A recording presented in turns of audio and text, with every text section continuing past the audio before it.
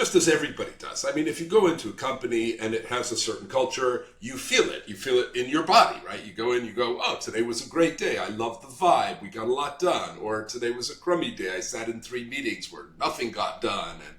And so I think everybody is attuned to that feeling. I'm just more interested in fixing it when it's not working.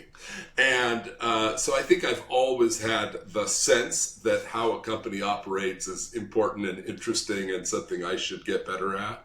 But the other animating force in my life has been the idea. I actually wrote another book, which I didn't publish, but I will, called The Big Ride. It's that sense that once in a while you get into something which is bigger than yourself, right? You're in that high-performing team, you're in that startup, whatever, and you just suddenly feel like, oh, it's not about me or my job. No, I'm on this mission, and I'm just totally all in. And I've loved that experience as well, that sense of being all in or being on the big ride. And so I guess it's those two things that have really been, the animating force in my career. Hey there, folks. Welcome to today's episode of the Strategy and Leadership Podcast. My guest today is Rob Bier. Yes, like drink. He's the managing partner at Trellis. He's a board director at Crypto.com and MoneySmart, and the author of Smooth Sailing. Rob, what's happening today?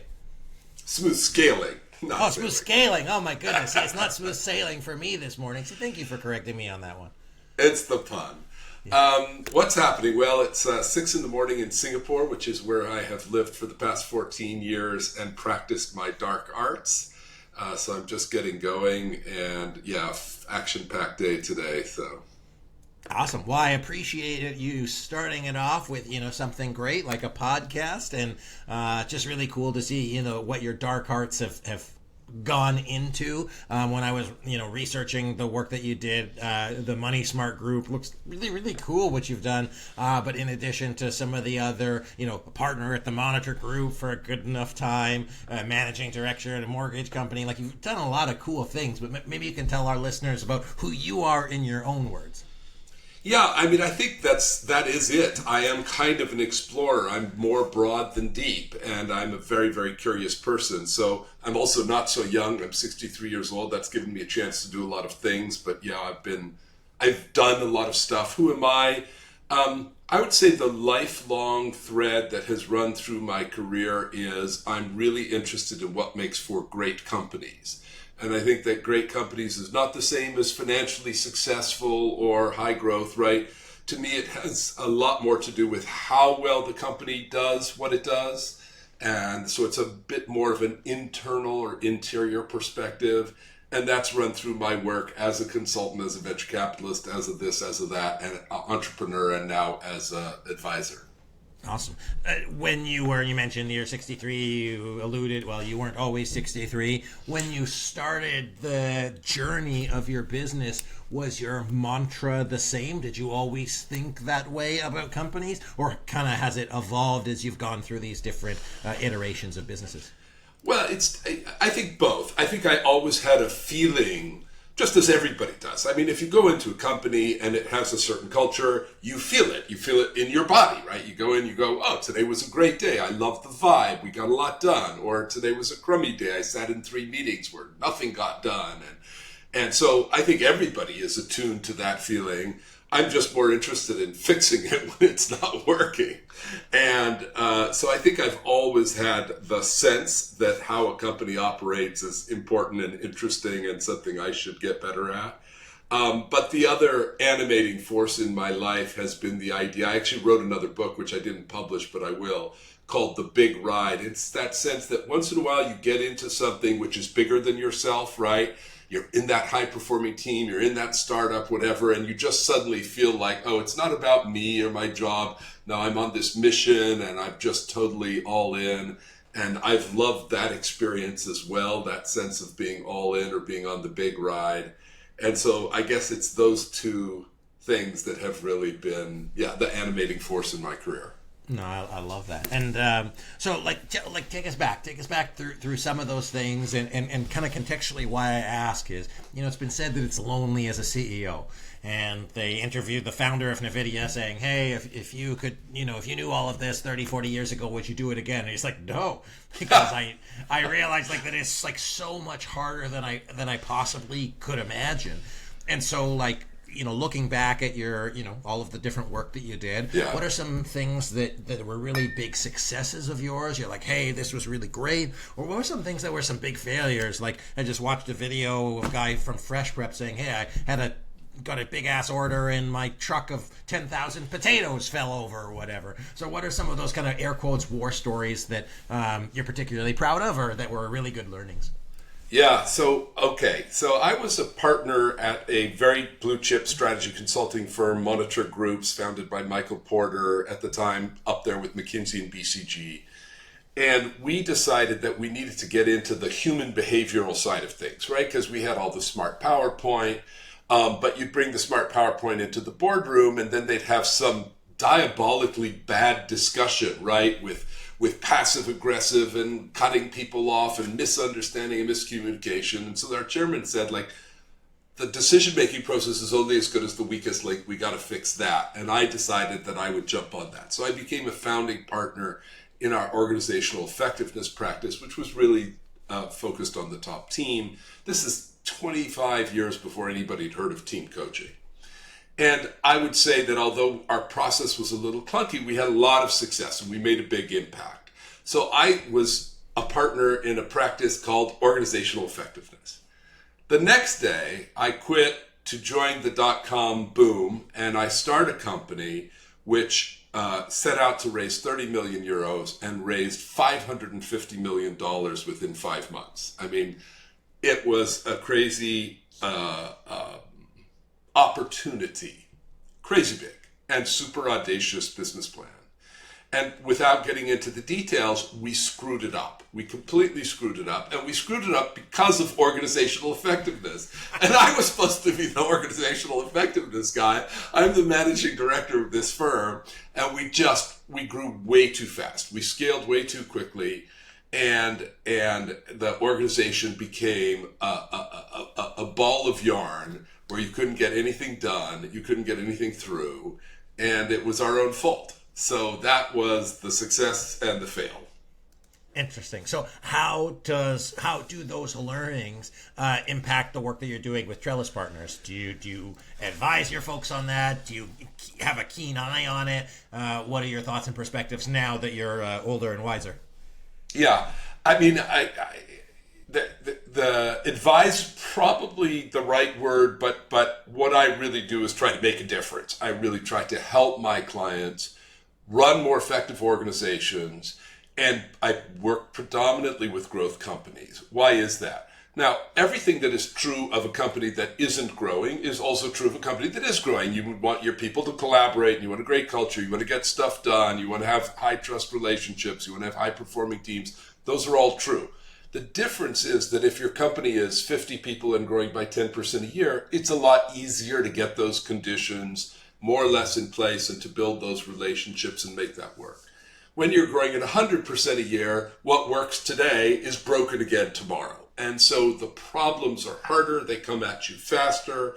Like driving a car, if you're going faster, you have to look farther down the road. You have to be more thoughtful and proactive in designing and shaping the organization so that it continues to perform well, even as you're growing. And so that's really what I work with my clients on. I guess the phrase in a nutshell would be building high-performing, scalable organizations. We can talk about what do I mean by high-performing, because people throw these words around loosely, and I try to be quite rigorous in my definitions. But that's what I do. How do I do it? I don't really tell them what to do, because that doesn't do anything, right? I think it was Buckminster Fuller who said, if you want to I don't remember the quote exactly, but if you want to change somebody, don't tell them how to change. Give them a tool that automatically enables them to make that change. And I'm kind of in that world where you give them something and they go, oh, wow, this really works. Yeah, okay, let's play with that. Cool. So I'm curious about the, moving fast, because, there's the slow, steady growth. And in some industries, you can't grow, you have to do the land grab, or you have such a good opportunity.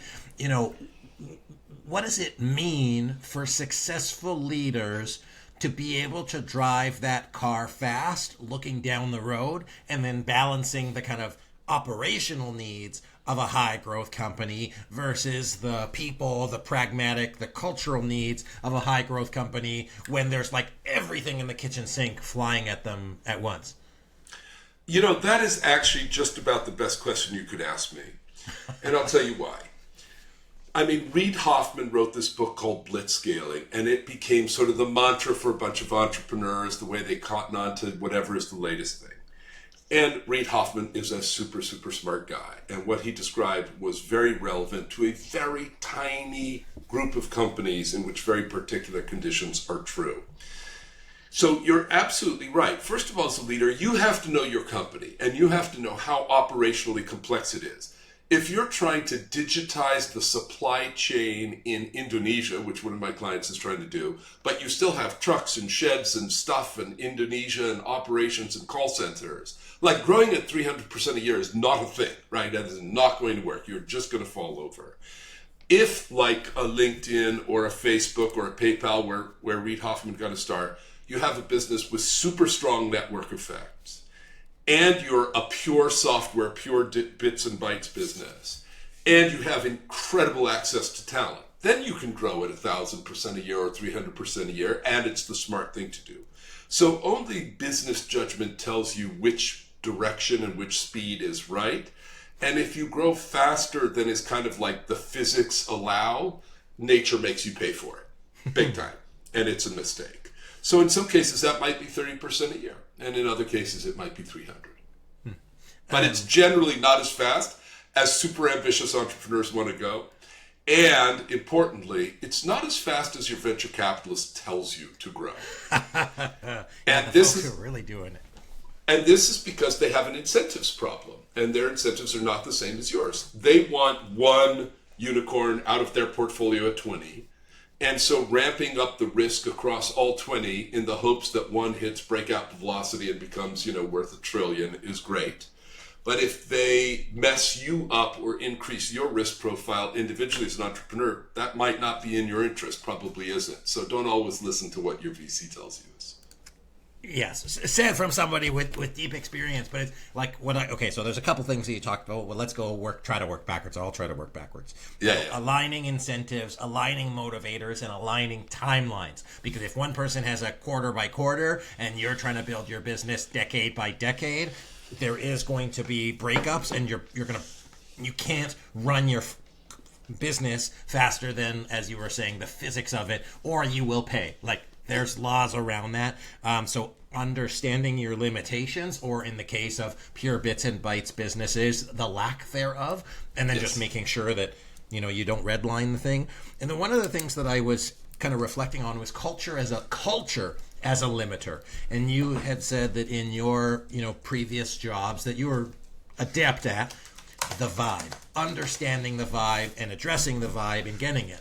What do you say to, let me rephrase my question. In certain organizations, there are CEOs that might not be the most patient. They might have a VC level of patience, and they might not be really good at the vibe.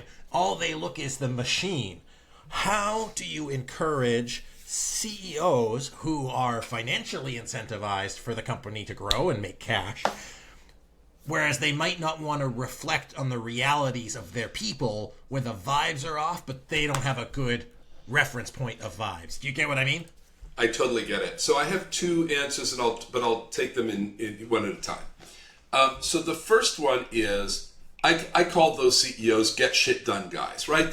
They just say, right, their mantra is get shit done. Guys, we just got to get shit done. Let's not worry about culture and feedback and community and values and blah, blah, blah, blah, blah. We just got to get shit done. And when you are a very small company, that's perfect, and that works fine. And as you get to be a little bit bigger, that probably still works okay.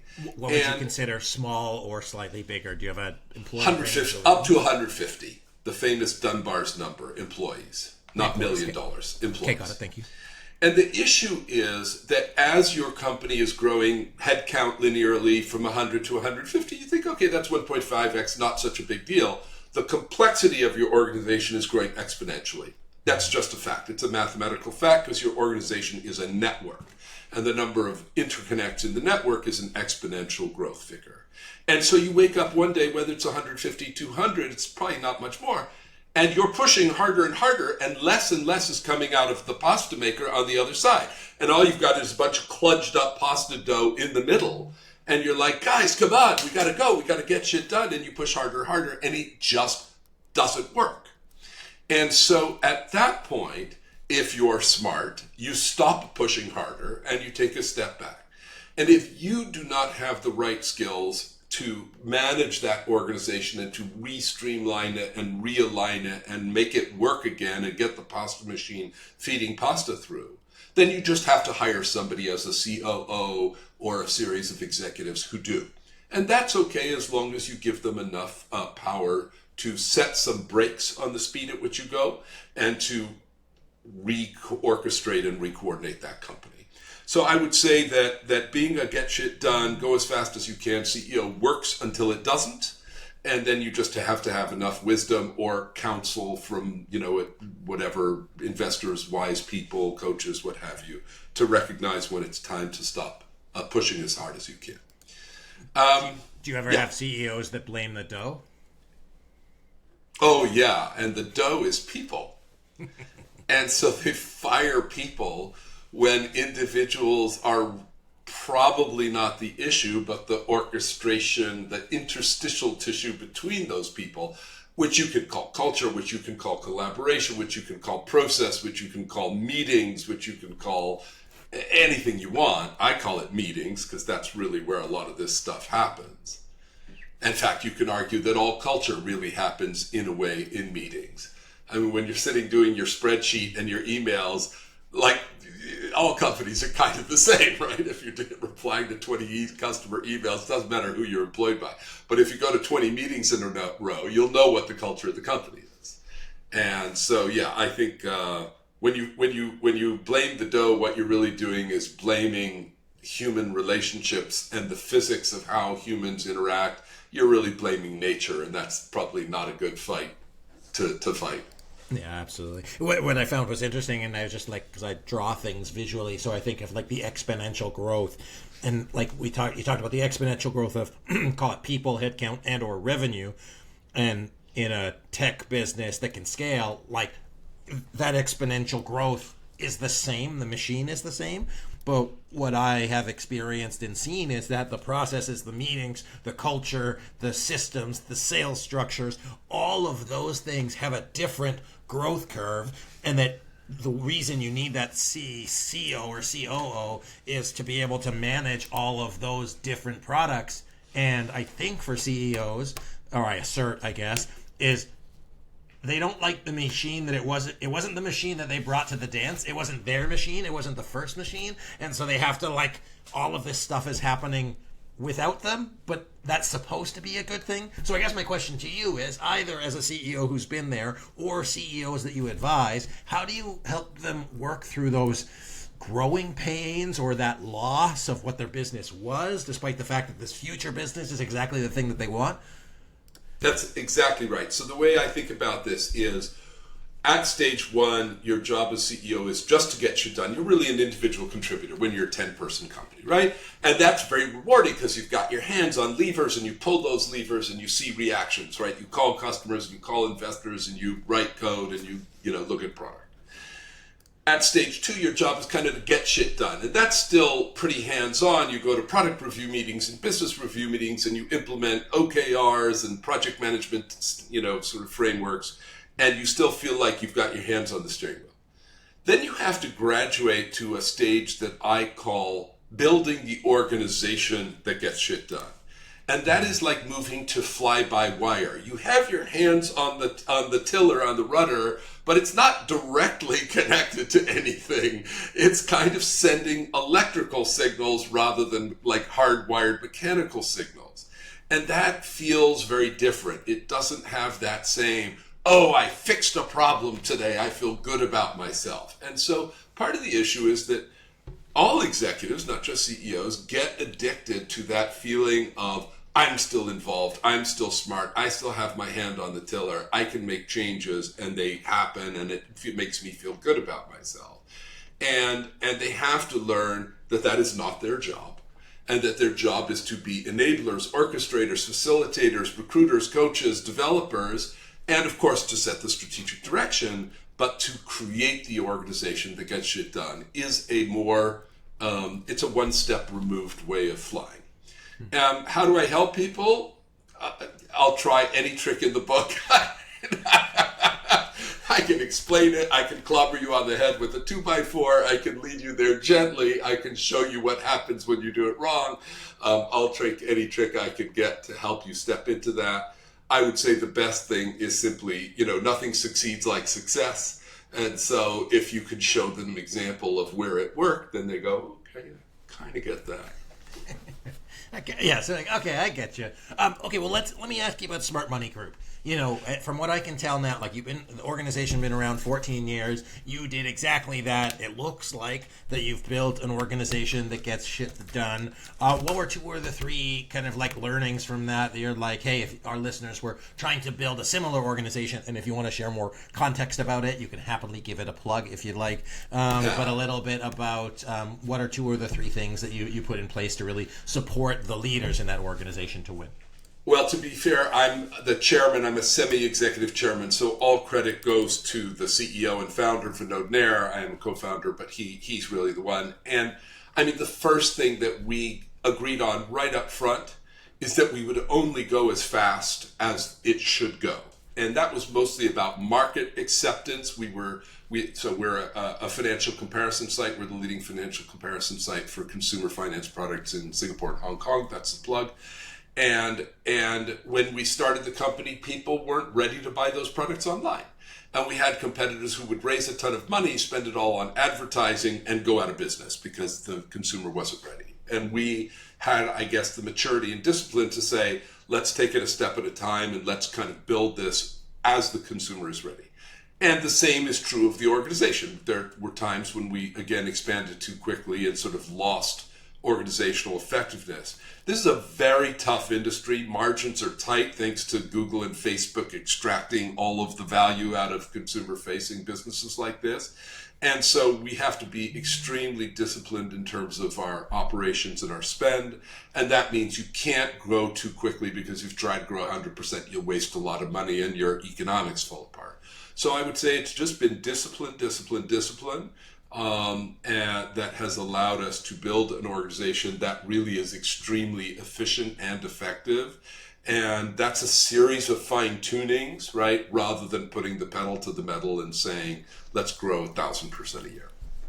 And I think that's, going back to the balance between private equity, the CEO within the organization is like the organizations that can sustain it, build it sustainably, have that discipline, have that patience. It's fortunate that the market doesn't dictate it, but it's also really easy to raise a bunch of money, then blow a bunch of money. And you see that so many times with these, maybe it was like 5-7 years ago where like Facebook became all cool because they were worth a lot but didn't make any money. Everybody tried to do that, and I think fell flat on their face. So I'm more of a proponent of the smart, sustainable growth. What are your views on organizational No, that's growth? Exactly right. And you mentioned private equity. Here's the thing. No private equity firm that actually owns a company ever has gone to its company and says, we want you to grow 300% a year.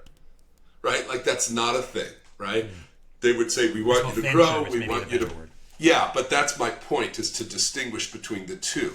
The venture firms do it, and the private equity firms don't, and there's two reasons for that. One is private equity firms are owners of businesses. They understand how hard it is to really build these businesses, and they don't want to mess it up. And they want to make money out of every one of their companies, not out of 1 out of 20. And so they need to make sure that you don't take excessive risk in the hopes of, reaching some kind of crazy breakout status. And I think that that's a very different mindset, and it's actually much more aligned with the incentives and mindset of the entrepreneur or the CEO, who's like, yeah, of course I want to grow as quickly as I can, but emphasis on as I can, right? Not as fast as the capital markets are rewarding in that particular cycle of the capital markets. And the capital markets have their own logic, and I'm not right? But at that point where they're saying, if you grow at 300% a year, we will reward you with a crazy high valuation, which you can then use to raise a crazy amount of money, which you can then use to drive crazy levels of growth, which then creates a kind of a flywheel, right?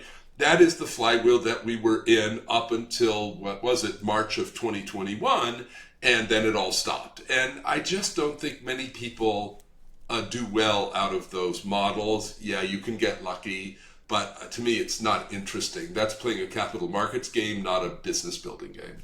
Yeah, and what's unfortunate about that is that in some of those stories or cases, that's the shiny object, and then you have folks, that's their reference point, not the quiet 10, 20, 30, 100, 200, 400, $500 million companies that nobody talks about, the boring companies that are making 30% margins and laughing. Exactly. As we finish up, Rob, what is one of your personal hobbies or something that you love that is fascinating and interesting that has nothing necessarily to do with business, but you wish people knew about? It could be a fun fact. It could be something weird. It could be the one thing that somebody at a dinner party would just love to ask you, and then you could go on a 2-hour tangent about anything. Top of mind? Okay, I'll give you two. One is my favorite place in the world is a not very well-known spot in the far north of Norway. It's called if you pronounce it with the correct accent, the Lofoten Islands. It's spelled Lofoten in the north of Norway. It's actually north of the Arctic Circle by a lot, on a par with Greenland, but it gets the Gulf Stream, so it's quite warm. Stunningly beautiful. Anybody wants to chat to me about that, I will talk all day long about the Lofoten Islands. And the other is, I do love classic cars. I have a couple at the moment, a classic air-cooled Porsche that was rebuilt, and old Austin Healey.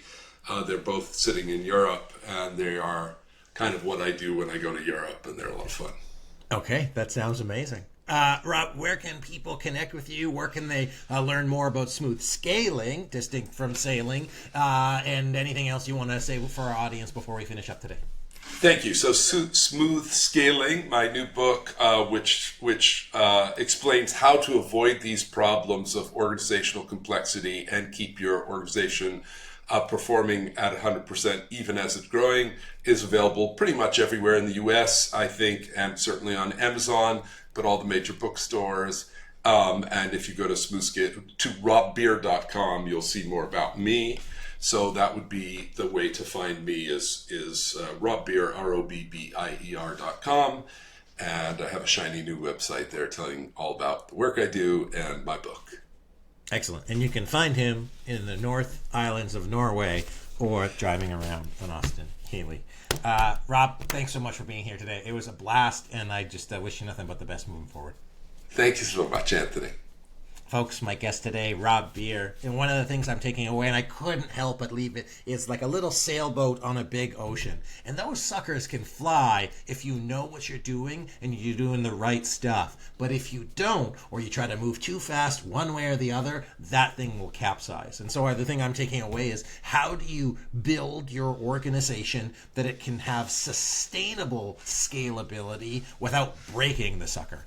And that breaking gets more and more likely as time goes on, not limited to process, sales, market, or culture or people within it. So being a good CEO, being a good leader, being a good executive, supporting your team at doing that as fast as you can. So once again, my guest, Rob Bier, thank you so much for joining. This has been the Strategy and Leadership Podcast. Please check out the book. Please subscribe. Please share. And just make a difference in somebody's life. Rob, you did it for me today, so I appreciate that.